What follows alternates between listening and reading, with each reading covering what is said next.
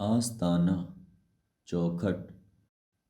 حضرت ابن سیرین رحمۃ اللہ علیہ نے فرمایا ہے،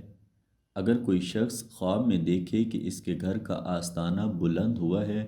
تو اس امر کی دلیل ہے کہ اسی قدر مال و نعمت اور مرتبے کی بزرگی پائے گا، اور اگر دیکھے کہ اس کے گھر کا آستانہ گر گیا ہے تو دلیل ہے کہ وہ اپنے مرتبہ سے گرے گا اور لوگوں میں ذلیل ہوگا،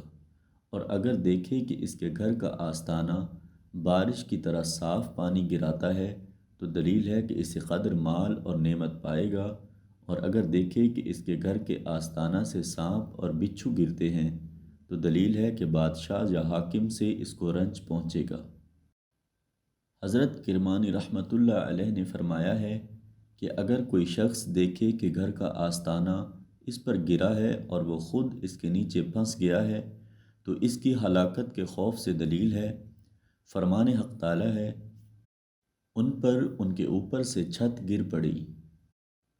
اور اگر دیکھے کہ اس کے گھر کا آستانہ کئی طرح کے رنگوں سے منقش ہے تو اس امر کی دلیل ہے کہ زینت اور آرائش کے ساتھ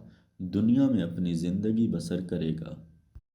ہم امید کرتے ہیں کہ جن دوستوں نے ابھی تک ہمارے چینل کو سبسکرائب نہیں کیا تو وہ جلد ہی ہمارے چینل کو سبسکرائب بھی کریں گے اور ہماری ویڈیوز کو لائک اور شیئر بھی کریں گے۔